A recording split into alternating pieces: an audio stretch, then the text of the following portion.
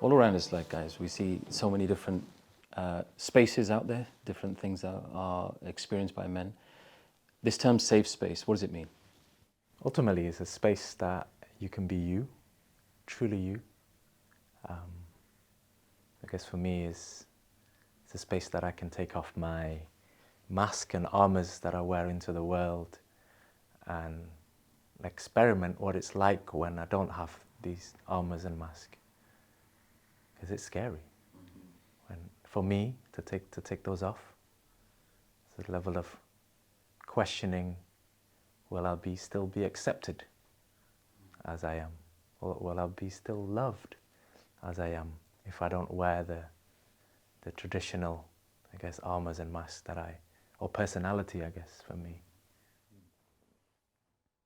There's a big question in that as well, underlying it all, which is like, who are you fundamentally as well? So I think a part of the idea of the safe space is realizing that actually I'm living by a set of assumptions and with my set of questions and certain answers that I might have just naturally brought with me for so much of my life. And as a result of this, it's like, is this going in the direction where I want it to go?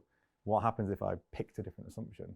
What happens if I chose a topic or a question which I thought previously I was so certain of the answer, and as a result my personality is based on that answer, and actually it might be that we start to go askew a little bit. So this idea of psychological safety and this idea of a safe space just in general, it's realizing that can you be safe with yourself, let alone publicly and within a community, but can you actually sit down and be vulnerable with yourself and see where that goes and start that journey? Very much in the line of exploration, as you're saying. I think one of the things I've come to understand is that there's what is a safe space, but there's also what is not a safe space. And that's a way to distinguish between the two, because there's so many spaces out there where we have to perform. We've got to pretend to be a certain way. Life might be tough at home. You go into work, you put on this mask. Yes, I'm happy, everything's good. But then that mask sometimes stays on at home, stays on with your family. And when it comes off, we meet that sense of loneliness. We meet that sense of, I've got nobody, nowhere. If I take this off, I'm not going to be accepted. And I think safe space is an authentic space. It's a place where you can just be you. Mm. What if you don't know who is you, or who are you when you take that off? Because personally, as I started in this journey, I was really scared, really, to take those off. And ultimately, I think what you mentioned about vulnerability, I couldn't be vulnerable with myself. I couldn't accept that vulnerability within myself. Then if I can't accept this with myself, how can I expect anybody else to accept me as? What is vulnerability? I mean, it's a term that's seen in different places. Men should be more vulnerable. What does it mean? How do you guys see it? It's an interesting one. It can go in loads of different directions. Just to combine that with what you were saying before, it's this idea of being vulnerable. It's very much being open. It's being curious. I see them as no different in the slightest. And in that exact same moment there, where we could be filled with fear of, oh my God, what happens if I don't know the answer? What happens if this particular mask, this particular persona that I've got, it only gets me so far, and then I reach that end point? Then what happens? And what happens if, genuinely, if we continue that thought forwards? What happens if the solution is on the other side of that threshold? Of my ego can take me so far, but what happens if the answer lies outside my ego? And then that takes us into a whole new area at that point. So at the same time where we've got this idea of fear and trepidation and this idea of I'm being really vulnerable, I'm really scared, at the exact same time, within that, there is the moment of, this is exciting, this is an adventure. This is the idea, I've got to rely on parts of my personality that I didn't realize I even had access to. So then it becomes this huge, courageous and honest adventure that we start to embark on. And that all starts with that exact same point, which is, I need to be vulnerable. I need to accept that I'm not all that I could be, and that's okay. And it's making sure that last little part there is included in it, so that we don't go down the path of, actually we're going down this sort of very negative route of, oh my God, I'm not who I could be, I'm not who I should be, is normally how it's worded. The safe space and the idea of vulnerability is realizing, okay, this is my starting point. So as a result of this, then where do I go from there? And that's what happens when we can really be vulnerable with ourselves, in my opinion, but also even more so with the right support and in the right community. Hence the work that we're doing in general, but hence the work of men's spaces just in general as well. Yeah. The ego is an interesting one, because I think all my life the messaging I got was, and I would say that it's still there, it's still quite prevalent, is that ambition, goal setting, achieving on your own, self-made, self-help, that's the way to go forward. But that safe space, that authentic space, just dissolves this idea of I've got to navigate life alone. And when we're children, we don't quite understand that, because we think mom and dad are around us and they'll help us, and uncle and aunt are around us, and grandparents are around us, and neighbors are around us, and we get that experience. And so that safe space, I think, is just, for me at least, it provides a reminder of that natural way where the ego doesn't have to be so flared up and so inflated that I'm bigger than you, I'm better than you. That doesn't have to be there. That's the program and performative aspect of when men get together. Why do we perform? That's the question. Why do we perform? In some way, it's biological maybe, where there is this need to know who is the leader of the pack, so we know where to look in some way to go, okay. And then also it's an absolving of responsibility. I don't need to know fully. I can follow. There is a leader there that I could look towards, model against, model with, and then that way I don't really need to figure it all out by myself. So there's that biological need to percolate your way up to see where am I in that hierarchy. But 100 years ago, you only had 300 people in your community. Now it's a worldwide community. So how do we percolate our way up, other than showing off and pushing the envelope of, look guys, this is my car, this is my bank account. And it's become the norm. It's become the norm to just show off and move forward with life and get likes and shares and attention online, but be totally lonely alone. Totally lonely. And so some of the clients that I work with is kind of like, okay, you've got the money, you've got the house, you've got the cars, you can go on all the holidays you want. Then what? Yeah. Right? Then what? Yeah. You know, all the things that I'm supposed to be happy, ticking all these boxes. I've got the kids, I've got the wife, I've got the partner, but there's something still missing inside, you know. And it's bloody scary to recognize and even meet that place or meet that space within ourselves to go, okay, there's a missing aspect of my being here, of the way I show up in the world. Yes, from the outside, externally, it's all incredible. You know, it's successful in that way from the perspective of society. But if there's something still missing inside, for me anyway, like there was a place that I was there, and then I'm supposed to be happy because I've got all these things ticked, but something is still missing inside. I don't fully know. Going back to what we started with earlier, who am I? You know, from an existential perspective, if I am not my name, if I am not my achievements, if I am not the identity, to strip all this off, who am I on a deepest level? You know, I've been asking that question all my life. Who am I? And the only answer I've got now is, there's another question to answer this question, which is, who am I not? Because that's easier to answer, that's simpler to answer. I'm not this. I'm not my achievements. I'm not my mistakes. I'm not what people think of me. But who I am is this entity that's connected to nature, connected to each other, connected to the eternal, connected to ancestry, connected to all of these things. There's no way of defining it. Okay, I am a passionate person, but what if tomorrow I'm not passionate? Does that mean I've now no longer myself? These safe spaces, these authentic spaces that are necessary now, because work isn't safe. It's very target driven. I would even argue religious spaces are not safe anymore because there is a performative element. You've got to adorn the garms, put the right attire on, and you can very easily fit in wherever you want to go. But to be able to just be yourself means that you're received as just yourself. And it's that receiving that these spaces offer, that receiving of, I don't know who I am, but I don't need to perform to you for me to be seen as a human being or received as a human, received as just who I am. And I think there's a key point in that, which is very much like in keeping with both those points there, which is moving from this mindset of just having things to this mindset of being things, or being somebody. So in that case, that it's not just that I have the salary, I have the wife, I have the big house, I have the lifestyle. You can have what you want, but that's irrelevant.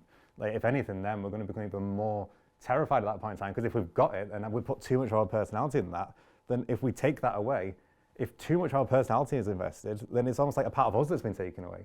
How many people, like how many men I speak to who so much of their personality is their job that it would constitute such an existential crisis if something would happen where, even let's say that company dissolves, so it's not even their fault.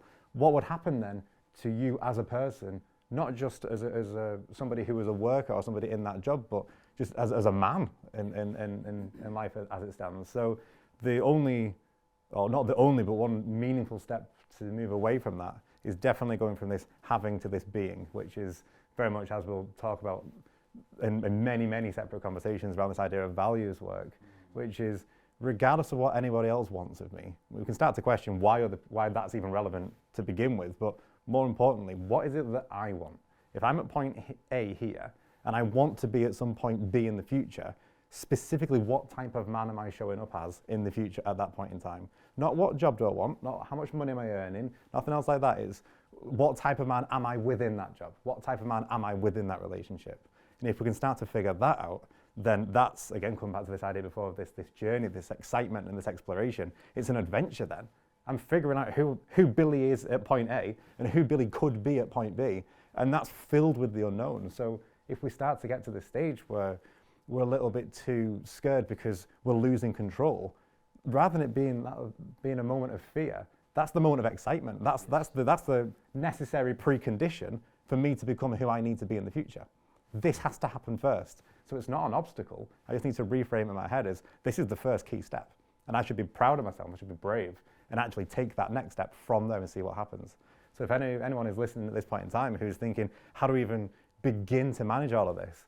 It starts from moving from this mindset of having things to this mindset of being things, and then figuring out what is it that I even want to be. And you can do that messily. It doesn't have to be perfect. You're not going to do one journal exercise and figure it all out in an hour. It's a process where you've got to be inefficient, and that's part of the issue in a lot of the modern mindset, which is we're in praise of the machines rather than the praise of God. So as a result, we praise ourselves when we're being mechanical and we're being efficient, and we start to use language in a way which sort of praises very non-human elements within us. And we need to remind ourselves exactly what you're saying, Razvan, this idea that we are human underneath it, with human problems, and they need to be solved in a human domain with other humans. It sounds really obvious when you say it, but it's for some reason not obvious at all. Even to myself as I'm saying this, and it's a reminder. How much of the question, what does it mean to be a man, feed into this? I remember an exercise we did at one of the retreats where we asked them, and what does it mean to be a man? Write down your top 10 list. And then we were like, okay, compare it to the man next to you, but then you have to agree on a 10. But then compare it, once you've compared it with you two, compare it with the next two. And then we did it to the group, and at some point they all realized, actually, it's a redundant question. The real question is, what does it mean to be human? We're so fixated on what it means to be a man that we're all comparing this idea. To be a man is like this. To be a man is someone who earns more. To be a man is somebody who's stronger. To be a man who's somebody who's dominant. And these are qualities of human beings.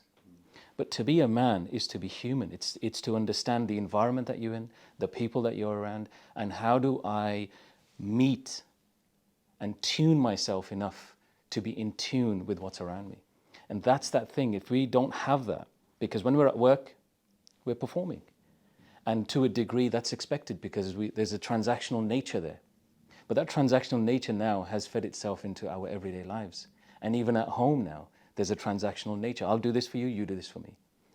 It's moving away from that and just being. And that being then just means that actually this idea of I have to achieve this in order to be a man, in order to be a better man, in order to do these things, I've got to achieve this, then I am me. One breath.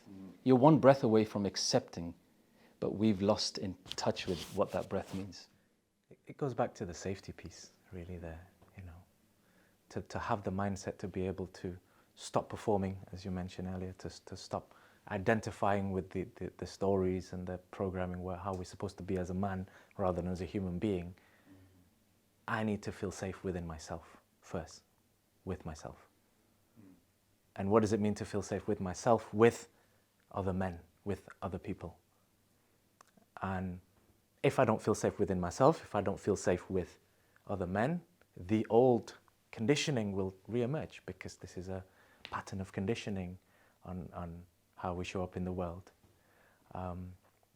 So when we, and then I guess in some way what I'm hearing from what you said earlier is that trusting, I don't fully know where I'm going, I don't fully know who I am, I'm able to sit in this mystery of what it means to be human, not fully know what the hell I'm fully doing, where the hell am I going, and then posing the question rather than needing to know the answer, holding the question within, and then having the company of other men, other people that we can journey with, that we're safe with, that we can be our authentic self without the need of performing.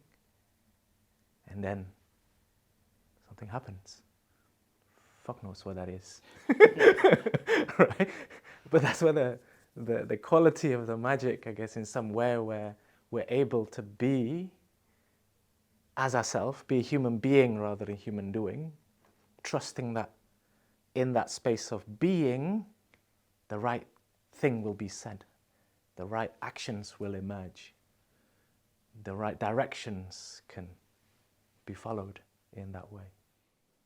How do we then create that environment? Like, from your experiences of things, creating that environment of safety, authenticity, and then onboarding the men into that, because we're so used to it. And there is reward.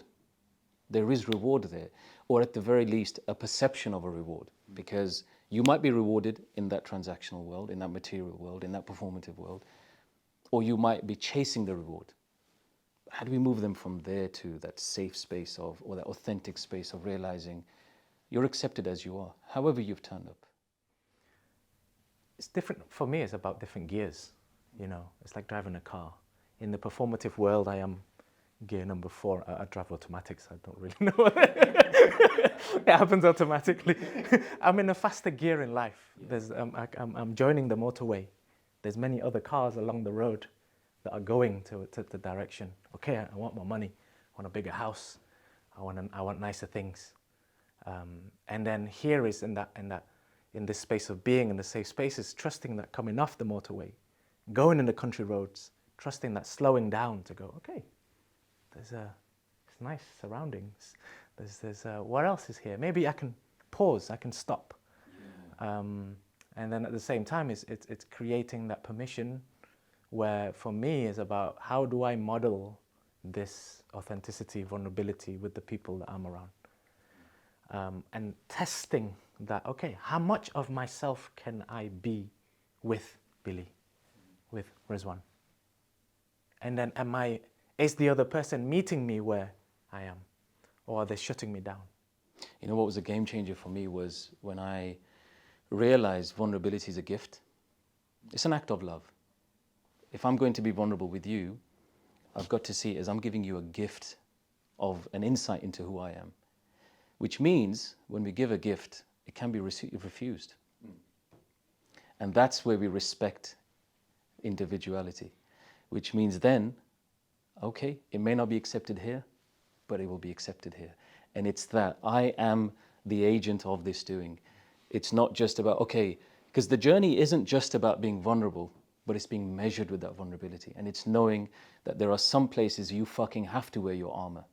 And there are some places where you've got to learn to take it off, brush it off, rest, rejuvenate, and come back to it.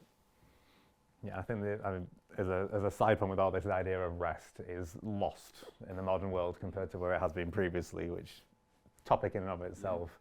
Yeah. And yeah, just naturally, as we're looking at a lot of this, exactly what you've just elucidated there, Osman, and exactly what you're saying, Valanga, there's within all of this, there's there's an element of like boundaries that have to be respected. There's a safe container, and there's expectations, but in a healthy way. So rather than with any of these terms being labelled outright positive or outright negative, it's seeing the nuance of, is this effective? Is this helpful for what we're going through? So in a men's space, the idea of organising it so that we can all do group contracting to begin with, and setting up agreements of how we're going to share this space together, knowing that we're all safely contained within that. Likewise, when you're on the motorway, knowing that you're following the highway code, but also that other driver is, and also that other driver is. You might go in at different speeds, but you're all following the same rules. And that might be an implicit assumption there, but that's what we rely on. And just in the same way that, yeah, we might start to realize we're driving down the motorway, 10 minutes, we don't really know where we are, just following the sat-nav at that particular point in time, but we realize actually it's a really nice sunset. It's okay to like pause, to pull over, and to appreciate the spontaneity within this particular journey of, I wasn't expecting that, but now that I have noticed it, can I just be in wonder? Can I just be in awe and actually appreciate this gift which is here?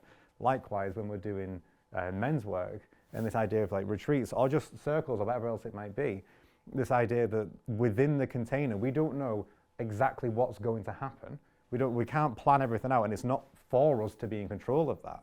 But the idea is, can we hold the container? Can we hold the space to maximize the probability that people can feel safe and through spontaneity figure out exactly what they need to figure out in a way that they didn't realize that they needed it? Which I know is a complicated sentence, no, I get it completely, because in life we have these agreements.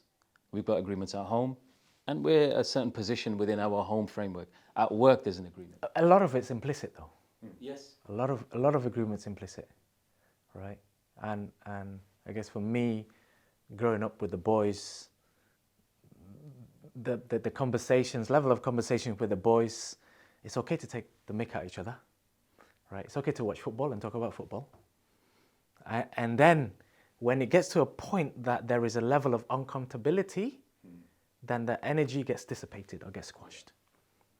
And then it gets accentuated where, okay, there's somebody who's starting to emerge vulnerability in this space with the boys, and then it's squashed and the person feels it. Then, you know, me and my brothers used to play Presley Bruce game. You got a bruise, I'm gonna keep pressing it, right? This, I guess in some way, like that game still continued to go, okay, so I can't show any weakness in the past anywhere with the boys because I am scared on safety that they'll keep just pressing it. Months and years later, they're gonna keep coming back to it and keep pressing that bruise. And if we're not careful, there's a little moment in that is, if we can see the bruise, it's fine. It's physical. We know exactly, we've identified it, so we know exactly what we can avoid, basically. If we need to protect that bruise, we need to protect the pain, we cover that up, and that's just straightforward. But if the bruise is more of a psychological bruise or an inner bruise, and you've got no idea where the boundaries are for this, so somebody randomly in a conversation might be doing the equivalent emotionally of poking that bruise. And what happens if the idea being that what happens if we slowly learn to suppress or repress that feeling, and if it just that pain becomes a bit too much, well, if we can't do anything about it, maybe we can just start taking things instead. That'll numb the pain. So then even if people start pressing that bruise, well, it doesn't matter, because the important thing is I won't feel the pain because I'm doing left, right, and centre. I'm exactly, and that's the difficulty with all this, where if we're not just suppressing it, we're not just repressing it, eventually then we'll start to retell ourselves different stories. Then we'll deny we even had the bruise to begin with. And then ultimately we're pressing our own bruise without even realizing what's going on. So we've got to be really, really careful with this entire thing before it all entirely unravels. And just within that one little metaphor, I think there's just so much that people can be aware of, which is, yeah, this stage, just are you pressing your own bruise? Where is the bruise? What does the bruise look like?